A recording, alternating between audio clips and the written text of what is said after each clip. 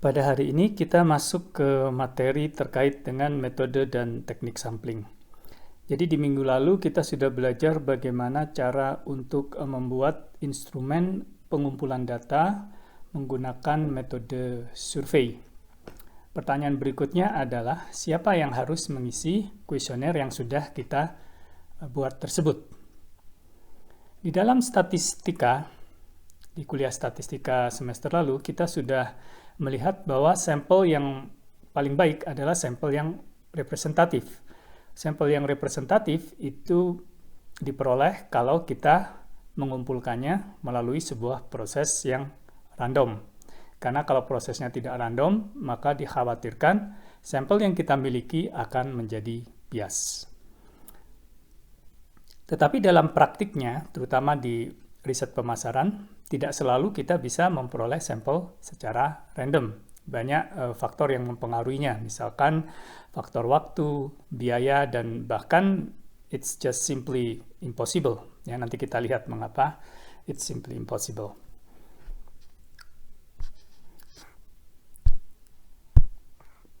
Kuliah hari ini kita bagi dalam 3 bagian. Pada bagian pertama, kita akan mempelajari langkah-langkah dan jenis-jenis sampling.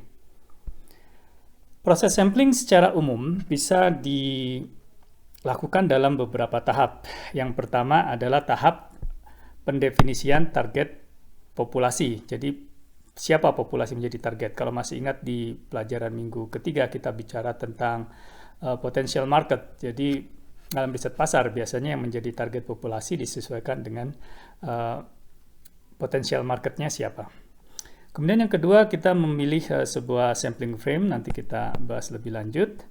Kemudian menentukan jenis sampling yang akan kita lakukan, apakah termasuk dalam probability atau non-probability sampling. Nanti juga akan kita bahas lebih dalam.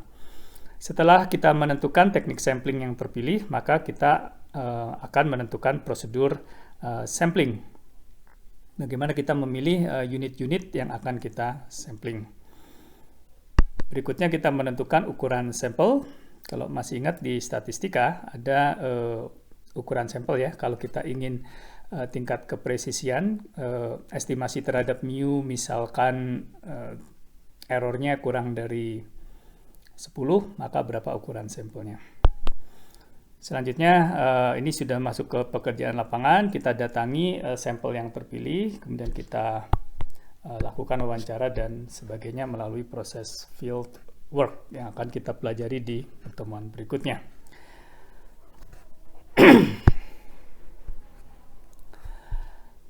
Sekarang kita review sebentar, ini sebenarnya sudah dipelajari di statistika 2 kemarin. Ada beberapa istilah yang sebenarnya kompatibel ya dalam istilah statistika. Yang pertama adalah populasi. Dalam hal ini populasi bisa berupa kelompok orang, kelompok kejadian, atau hal-hal yang berkaitan dengan perhatian dari si peneliti. Dalam riset pasar biasanya populasi adalah kumpulan konsumen. Tetapi bisa juga kumpulan perusahaan, misalkan untuk B2B marketing ya, business to business marketing. Atau kejadian, bisa berupa iklan ya, penayangan iklan dan lain sebagainya. Berikutnya adalah elemen, adalah anggota dari sebuah populasi, semua anggota dari populasi, every single member ya. Kemudian population frame, nah ini yang kata-kata yang cukup penting. Jadi population frame itu adalah sebuah list, ya, sebuah daftar yang berisikan seluruh elemen dari populasi. Dari mana kita bisa mengambil sampel. Nah, contoh dari population frame, kalau misalkan populasinya adalah mahasiswa ITB, maka population frame adalah daftar seluruh nama mahasiswa ITB. Itu ada di Direktorat Pendidikan ya. Kalau kita minta, bisa diberikan ya. Ya, perkara diberikan atau tidak itu nomor 2, yang pasti ada. Tetapi di kasus yang lain, population frame itu mungkin tidak ada. Misalkan population frame untuk orang yang minum kopi di Indonesia. Adakah daftar orang yang minum kopi di Indonesia? Saya rasa tidak ada. Nah, kita akan kembali ke isu itu nanti. Kemudian yang berikutnya sampel. Sampel adalah satu bagian atau himpunan bagian dari populasi di mana kita akan mengambil datanya dan kemudian menganalisisnya. Subjek adalah anggota dari sampel, ya. Jadi kalau elemen anggota populasi, maka subjek adalah anggota sampel. Sekali lagi, subjek bisa berupa orang, perusahaan, kejadian, dan lain sebagainya. Jenis-jenis sampling, teknik sampling bisa dibagi dalam dua kelompok besar. Yang pertama adalah teknik probability sampling, dan yang kedua adalah non-probability sampling. Dalam probability sampling, setiap elemen populasi, ya, setiap anggota populasi memiliki probabilitas untuk terpilih sebagai subjek survei. Jadi siapapun anggota populasi memiliki probabilitas sebagai subjek survei. Tidak nol probabilitasnya. Karena kalau probabilitas nol, masih ingat, itu adalah impossible. Ya. Jadi dalam kasus survei mahasiswa ITB, mulai dari NIM 1 di astronomi sampai NIM terakhir di, saya nggak tahu, SBM mungkin ya, itu selalu memiliki potensi untuk terpilih sebagai sampel. Nah, sebaliknya dalam non-probability sampling, ada sebagian elemen populasi yang tidak mungkin, dengan kata lain probabilitasnya nol, untuk terpilih sebagai subjek survei. Kejadian ini bisa terjadi kalau apa misalkan? Kalau misalkan kita menentukan bahwa kita nggak usah mensurvei mahasiswa SBM, let's say seperti itu. Ya, artinya apa? Dari daftar mahasiswa yang akan kita jadikan responden, ya, mahasiswa SBM dikeluarkan dari situ. Artinya apa? Kalau kita kemudian undi nama-nama mahasiswa yang akan dijadikan responden, mahasiswa SBM tidak akan terpilih. Ya. Demikian juga kalau misalkan kita menentukan, oh kita tidak usah memilih mahasiswa FSRD misalkan. Nah, berarti dalam hal ini, setiap mahasiswa FSRD probabilitasnya 0 terpilih untuk menjadi responden. Atau misalkan begini, oke, kita akan survei nanti mahasiswa yang lewat di gerbang Ganesha pada tanggal 28 September antara jam 9 sampai 12 pagi. Artinya apa? Mahasiswa yang tidak lewat gerbang Ganesha pada waktu tersebut, probabilitas terpilihnya akan 0. Itu juga menunjukkan teknik yang dipilih atau prosedur yang dipilih mengikuti teknik non-probability sampling. Ya, karena setiap mahasiswa yang tidak datang ke Ganesha pada waktu tersebut probabilitasnya 0. Jelas ya, jadi perbedaan antara probability sampling dan non-probability sampling. Tetapi masing-masing masih bisa dibagi lagi ya, itu kelompok besarnya. Jadi kalau kita lihat di sini, kelompok besar yang pertama adalah non-probability sampling, kelompok besar yang kedua adalah probability sampling. Nah, dalam probability sampling nanti ada simple random sampling, systematic sampling, stratified sampling, cluster sampling, dan yang lainnya. Dalam non-probability sampling ada convenience sampling, judgmental sampling, quota sampling, dan snowball sampling. Sebenarnya masih ada teknik-teknik lain ya di luar ini, cuma ini yang akan kita pelajari hari ini. Sebelum kita masuk lebih dalam, kita lihat dulu apa kelebihan dan kekurangan dari probability sampling. Kelebihannya, dia paling dapat dipertanggungjawabkan secara ilmiah. Ya. Karena itu tadi, setiap anggota populasi memiliki probabilitas untuk terpilih. Jadi kemungkinan bias akan rendah. Dan oleh karena itu, maka tingkat generalizability-nya bisa lebih terjamin. Beda misalkan kita tentukan tadi, kita hanya mensurvei mahasiswa yang lewat Ganesha pada waktu tertentu. Ya. Artinya apa? Jika karakter mahasiswa yang datang ke Ganesha pada waktu tersebut berbeda dengan karakter populasi mahasiswa ITB, maka hasil penelitian kita akan bias. Misalkan kita tentukan yang lewat kampus Ganesha antara jam 7 sampai 8 pagi. Ya. Maka jika ternyata mahasiswa yang lewat kampus Ganesha 7-8 pagi adalah mahasiswa yang lebih rajin-rajin, ya misalkan ya, atau misalkan lebih memiliki tingkat sosial ekonomi lebih tinggi, maka hasil penelitian kita akan bias, cenderung lebih mewakili mahasiswa yang lebih rajin dan lebih memiliki tingkat sosial lebih tinggi. Nah, tetapi ada juga kelemahannya. Yang pertama adalah tidak visible. Ya. Satu, mungkin butuh waktu yang lama. Ya. Alih-alih kita hanya di jam 7 sampai jam 8, kalau kita menggunakan simple random sampling, nanti kita lihat, kita harus berjaga dari jam 7 sampai jam 5. Padahal ada kuliah dan lain sebagainya. Atau kita harus keliling ke seluruh kampus ITB. Karena mahasiswa yang terpilih dari simple random sampling adalah mahasiswa dari seluruh prodi yang ada di ITB. Jadi tidak visible, ataupun kalau visible dia mahal dan lama. Jenis-jenis probability sampling ada kelompok unrestricted atau simple random sampling dan restricted atau complex probability sampling. Yang pertama adalah simple random sampling. Ini yang teknik sampling yang paling simple. Ya. Jadi maaf saya balik saja dulu. Pada simple random sampling itu bisa dianalogikan seperti misalkan undian ya atau arisan. Jadi tadi kita sudah punya list NIM mahasiswa ITB, seluruh mahasiswa ITB, dari astronomi sampai yang terakhir saya nggak tahu, NIM terakhir di SBM mungkin atau di prodi yang baru, teknologi pertanian atau bioenergi ya dan lain sebagainya. Nah,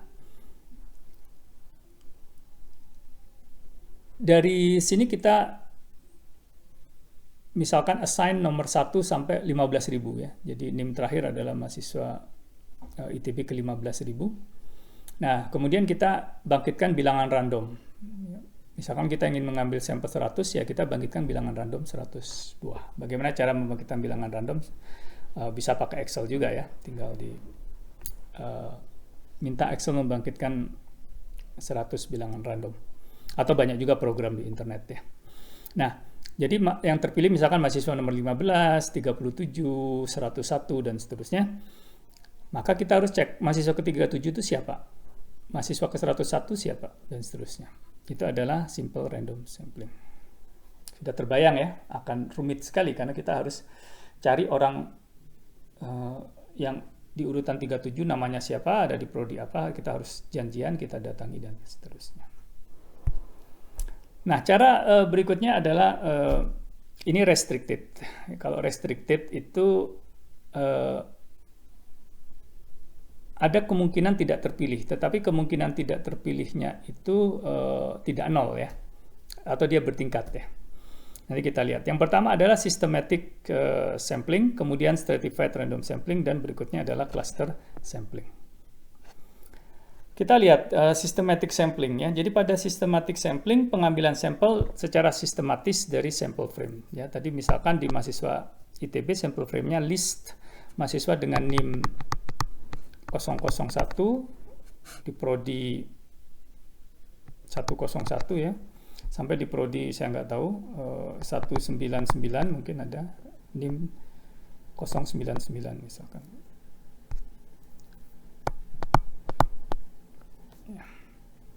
Ini ada mahasiswa nomor 1, nomor 2 sampai 15.000. Atau di sini 10.000 ya, mahasiswa nomor 10.000 misalkan. Nah, jadi misalkan kita ingin mengambil sampel sebanyak 400 orang. Maka langkah-langkahnya kita bangkitkan bilangan random antara 1 sampai dengan K. K itu apa? K itu adalah populasi target atau sampling frame ya. Ada 10.000 elemen N besar dibagi dengan ukuran sampel. Target kita adalah 400. Berarti kita pilih satu bilangan random antara 1 sampai K. Kita bangkitkan ya, bisa diundi juga. Kertas 1 sampai 25 kita ambil satu secara random. Misalkan bilangan yang terambil adalah 23. Maka sampel pertama adalah orang dengan nomor urut 23. Ya. Sampel kedua orang dengan nomor urut 23 plus 25. 48. K-nya tadi 25 dan seterusnya sampai orang ke 9998. Kelebihannya apa coba? Ya. Nah, nanti coba ya dipikir kelebihan dan kekurangan dibanding simple random sampling tadi. Kita akan diskusikan di sesi sinkronus. Yang berikutnya adalah stratified sampling. Jadi pada stratified sampling, populasi dibagi-bagi ke dalam kelompok-kelompok berdasarkan level hierarkis. Apa itu level hierarkis? Level hierarkis adalah dalam satu level kita punya beberapa kelompok di mana satu kelompok homogen dan antar kelompok heterogen. Misalkan seperti ini. Starbucks ingin membuka gerai di kampus ITB. Dan ingin melihat berapa orang yang akan membeli Starbucks dari seluruh sivitas akademi ITB. Nah, dalam hal ini, let's say sivitas ITB dapat dibagi dalam 3 strata, yaitu kelompok dosen, kelompok tendik, dan kelompok mahasiswa. Pertanyaannya mengapa? Satu, mungkin terkait dengan preferensi ya, mahasiswa lebih generasi milenial, taste-nya lebih cocok dengan Starbucks. Yang kedua juga terkait dengan daya beli, misalkan dosen mungkin daya belinya lebih tinggi dibanding tendik dan lain sebagainya. Nah, selanjutnya dari tiap strata ini akan diambil sampel secara proporsional. Ya, jadi misalkan dosen ada let's say 2000, tendik ada 3000, mahasiswa ada 15.000. Tadi kita ingin punya 400 sampel misalkan ya. Nanti angka 400 dapat dari mana? Kita pelajari di video ketiga. Total ada 20.000. Nah, dari dosen kita pilih berapa? Berarti 2000 per 20.000 ya, dikali 20.000. 400 tadi kita targetkan 400. Maka kita punya dosen dalam sampel kita seharusnya berjumlah berapa? 40. Tendik ada 3000. Berarti 3000 per 20.000 ya, kali 400. Ya, berarti berapa?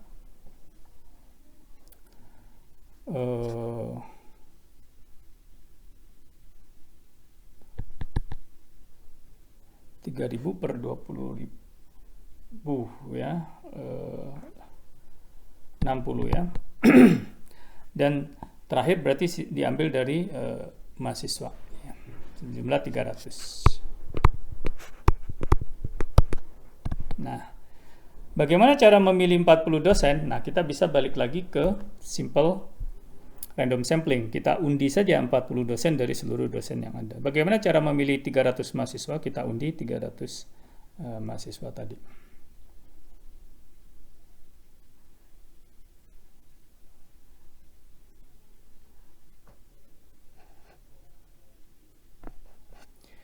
Berikutnya adalah cluster sampling.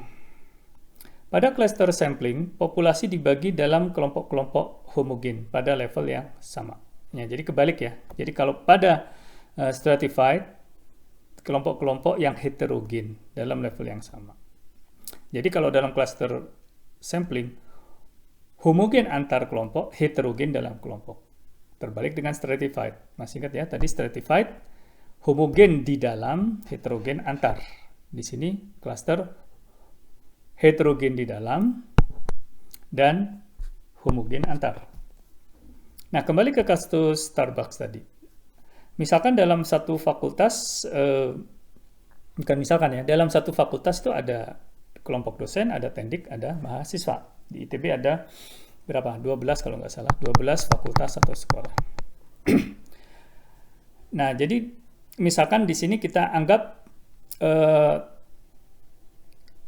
karakteristik dosen, mahasiswa, dan tendik di seluruh ITB antar fakultas sekolah sama. Jadi karakter dosen FTI dengan dosen SF itu sama. Karakter mahasiswa FTI dengan mahasiswa FTMD sama. Karakter tendik FTI dengan karakter tendik FITB sama. Tetapi tadi karakter dosen, tendik, dan mahasiswa tidak sama. Nah, jadi artinya apa? Di dalam satu fakultas, kelompoknya heterogen. Karena apa? Karena ada dosen, tendik, mahasiswa. Tetapi antar fakultas, ya, variabilitasnya sama. Ya. Karena di fakultas lain itu juga ada dosen, tendik, mahasiswa yang karakteristiknya tidak berbeda antar fakultas. Ini contoh dari cluster. Ya. Nah, dalam cluster sampling kita memilih cluster. Ya. Jadi dari 12 sekolah fakultas dipilih 1 atau 2 secara random. Ya. Nah, berikutnya kita ambil seluruh mahasiswa dan seluruh tendik, seluruh dosen di fakultas sekolah tersebut menjadi sampel kita. Ya, jadi itu adalah teknik cluster sampling. Nah, tapi bisa juga kompleks, ya. Dari yang tadi misalkan ya, kita pertama gunakan teknik cluster untuk memilih FS1, FS2, dan FS3. Jadi kita pilih 3 fakultas secara random. Tapi kita tidak ambil seluruh anggota dari fakultas tersebut. Nah, di sini dalam setiap fakultas ada 3 tadi ya, dosen, tendik, dan mahasiswa. Jadi dari satu fakultas kita bagi lagi dalam stratified, dalam stratifikasi ya, dalam strata. 3 strata di sini. Jadi dari sini kita ambil sebagian, ambil ini juga. Nah, ini contoh dari kompleks sampling. Jadi kombinasi dari cluster dan stratify.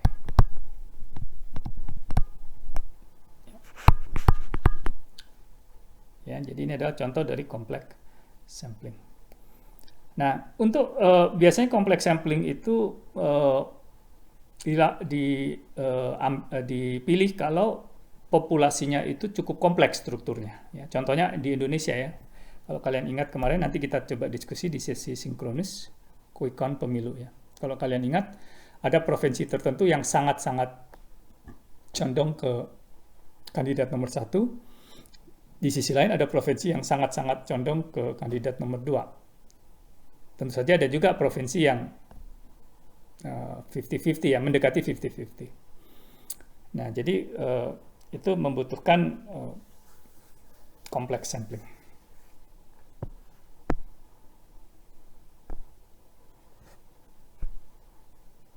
Berikutnya adalah non-probability sampling.